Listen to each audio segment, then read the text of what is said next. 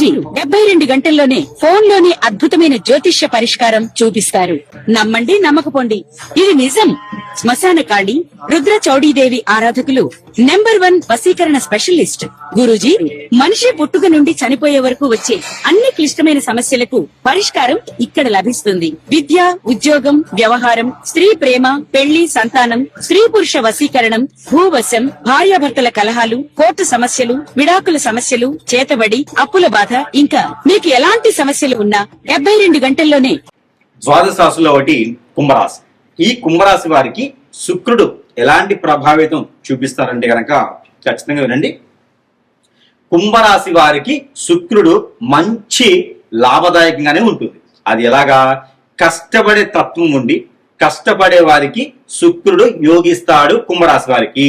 అది మనము చూసాం. అయితే శుక్రుడితో పాటు ఇంకెవరు యోగిస్తారంటే గురువు యోగిస్తాడు, రవి కూడా కుంభరాశి వారికి యోగిస్తాడు. కాకపోతే ఇది సైలెంట్ అనమాట. హెచ్ఎలా సైలెంట్ ఉంటుందో అలానే రవి కూడా ఏదైనా గ్రహంతో ఉన్నప్పుడు ఖచ్చితంగా యోగ్యత ఉంటుంది.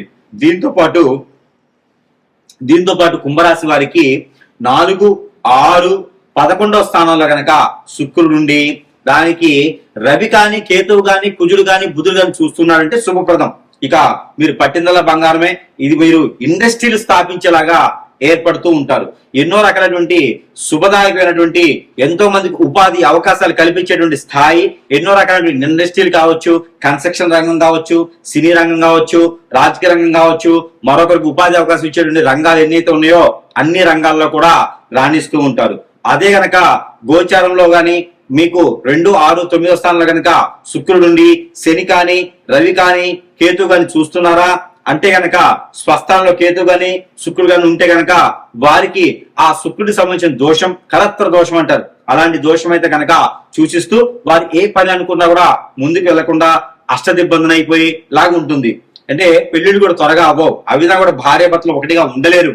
ఎన్నో రకాల ఇబ్బందులు పడుతూ ఉంటారు, స్ట్రెస్ ఫీల్ అవుతుంటారు, ఎన్నో రకాల నాశనం అయిపోయి ఇబ్బంది పడుతూ బాధపడుతూ ఉంటారు.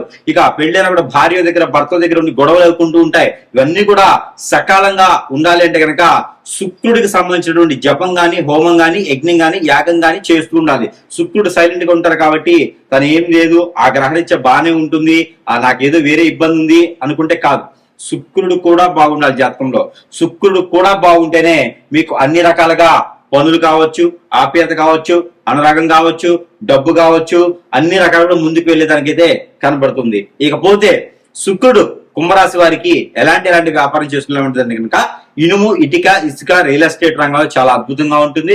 ఈ రియల్ ఎస్టేట్ ఒకటే కాకుండా బిల్డర్స్ గా గాను, కన్స్ట్రక్షన్ చేసేటువంటి రంగాలుగా గాను మీరు ముందుకు వెళ్ళొచ్చు. రోడ్ కాంట్రాక్ట్స్ లాంటివి కూడా మీరు తీసుకునే విధంగా అయితే కనుక కనబడుతుంది. ఇక దీంతో పాటు కుంభరాశిలో ఎప్పుడైనా సరే శుక్రుడు మంచి శుభదృష్టితో ఉండాలంటే కనుక చిన్నపాటి పరిహారాలు చాలా ముఖ్యమైనటువంటి ఘట్టం. ఈ చిన్నపాటి పరిహారాల్లో ముఖ్యంగా ఒకటి, ఈ పరిహారం ఎట్లా ఉంటుందంటే కనుక చివరిలో చెప్తాను, అది మీరు చేసుకోవచ్చు. దీంతో పాటు మీరు చేయవలసినటువంటి చిన్న పని అదేమిటంటే కనుక శుక్రుడు మీ దగ్గర ఉన్నప్పుడు, శుక్రుడు ఏ స్థానం ఉన్నప్పటికీ కూడా మీకు ఎఫ్ఐఆర్స్ లాంటివి కానీ అక్రమ సంబంధాలు లాంటివి పెట్టుకోకండి. వాటి వలన మీరు నష్టపోతారు, ఇబ్బంది పడతారు, భంగపడతారు, బాధపడతారు.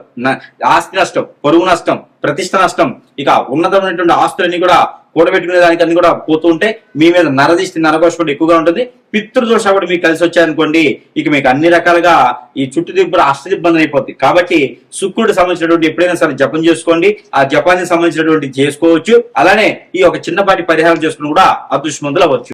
శుక్రుడు సంబంధించినటువంటి ఈ రాశి వారు కనుక ఈ చిన్న పరిహారం చేసుకుంటే అదృష్టవంతులు అవుతారు. కొంతమేరైనా ఉపశమనం దొరుకుతుంది. ఆ దాంట్లో ఈ శుక్రుడు సంబంధించినటువంటి పరిహారాలు ఏముంటాయా? వెన్ని కూడా పరిహారాలు ఉంటాయి. అవి ఏంటంటే స్ఫటిక మాల అని ఉంటుంది. ఈ స్ఫటిక మాల తీసుకొని, అంటే డైమండ్ మాల తీసుకోలేం కదా, అందుకని స్ఫటిక మాల. ఈ స్ఫటిక మాల తీసుకొని 1600 సార్లు ప్రతిరోజు కూడా, ప్రతినిత్యం కూడా శుక్రుడు సంబంధించినటువంటి జపం చేసుకోవాలి. మంచం మీద కూర్చొని చేయకూడదండి, పేటేసుకుని కూర్చొని చేసుకోవాలి. అది గోధుమ కలర్ కానీ, అలానే బంగారపు ఛాయలో ఉన్నటువంటి వస్త్రాన్ని కింద పరుచుకొని దానిపైన కూర్చొని మీరు జపం చేసుకోవాలి. 1600 సార్లు చేయలేమండి అంటారా? 166 సార్లు చేయండి ప్రతినిత్యం కూడా. లేదా 16 మాలలు చేయండి, లేదా 9 మాలలు చేయండి. ఈ 9 మాలలు ఖచ్చితంగా ప్రతిరోజు కూడా చేయాల్సిందే. జపం చేసుకుంటూ ఉండాలి.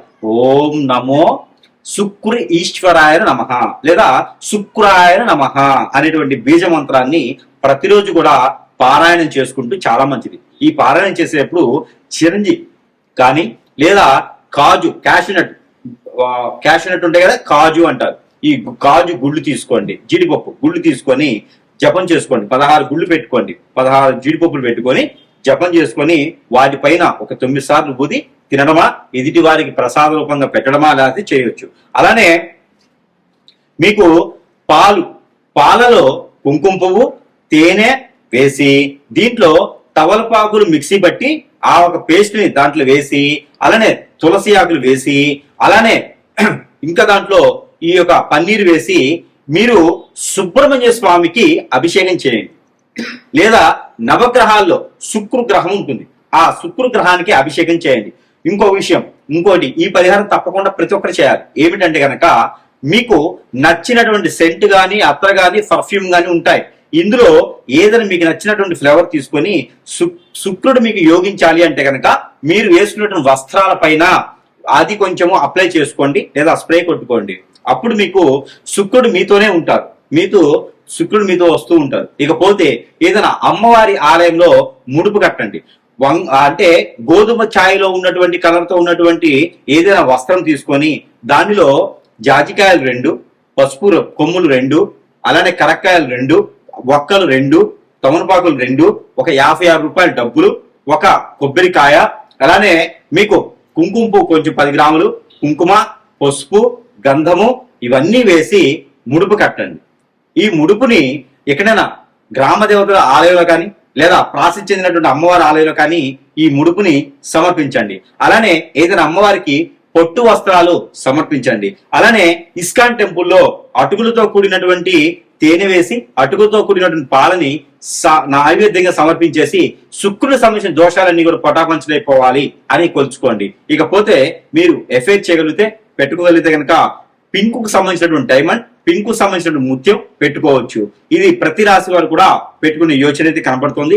ఇంకా దీనికి మించి శుక్ర గ్రహాన్ని గురించి తెలుసుకోవాలన్నా శుక్ర గ్రహానికి సంబంధించినటువంటి విధానాలు కావచ్చు, మీ యొక్క జాతకంలో ఏ స్థానంలో శుక్రుడు ఉండడం వలన కలత్ర దోషం ఉంటుంది, శుక్రుడు ఏ గ్రహంతో కలవడం వలన కలత్ర దోషం ఉంటుంది, ఇవి పోవాలంటే ఈ చిన్నపాటి పరిహారాలు సరిపోతాయా లేదా ఇంకా ఏమైనా చేయాలనుకుంటే కనుక ప్రతినిత్యం కూడా మీరు చేయవలసినటువంటి ఒక కార్యక్రమం ఉంది. వీరు సమీపంలో ఉన్న గురుగారిని కలవచ్చు, అప్పుడు మీకున్నటువంటి సమస్యకి పరిష్కారం కనిపెడుతోంది. మరొకటి నరదిష్టి, నరఘోష ఎక్కువగా ఉంటుంది శుక్రుడు ఉంటే. కాబట్టి శుక్రుడు నీచులున్నా ఉచ్చంలో ఉన్నా కూడా ఈ నరదిష్టి నరఘోష ఎక్కువ కనిపిస్తుంది శుక్రుడి వల్ల. కాబట్టి ఆ శుక్రుడి వల్ల నరదిష్టి నరఘోష పోవాలి అంటే కనుక ప్రతినిత్యం కూడా నిమ్మకాయ లోపల ఉండేటువంటి గింజలు తీసుకోండి ఒక 11, అలానే గురి గింజలు ఏ కలర్ లో ఉన్నప్పటికీ పర్లేదు ఒక 6 తీసుకోండి, అలానే జీడి గింజలు ఒక 5 తీసుకోండి. ఇవన్నీ కూడా నల్లని వస్త్రంలో ముడి వేసుకొని తల చుట్టూతో దిష్టి తీసుకొని పడవేయాలి.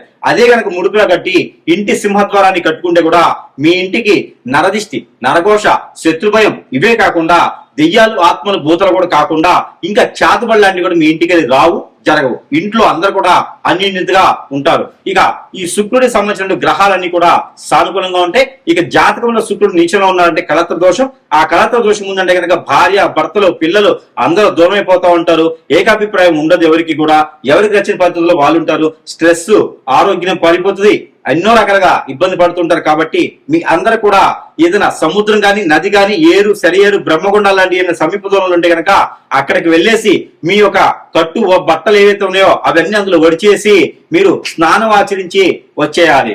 ఎక్కడైనా అమ్మవారి గాని స్వామివారి గాని ఆలయం ఉంటే కుంకుమార్చన చేయించుకోండి. ప్రతినిత్యం అది కుంకుమను పెట్టుకోండి. ఎక్కడైనా దానం ఇవ్వాలి అంటే కనుక మీరు శుక్రుడు సంబంధించినవి తెల్ల బఠానీలు, అలానే బ్రౌన్ కలర్ లో ఉండేటువంటి శనగలు, లేదు అంటే కనుక క్యాషనట్, కాజు, జీడిపప్పు అంటారు, అవి మీరు దానం ఇవ్వచ్చు. కలత్ర దోషానికి జీడిపప్పు దానము శ్రేష్టత. మేడి చెట్టు రోడ్డు పక్కన నాటండి, మంచి పనికి వస్తుంది.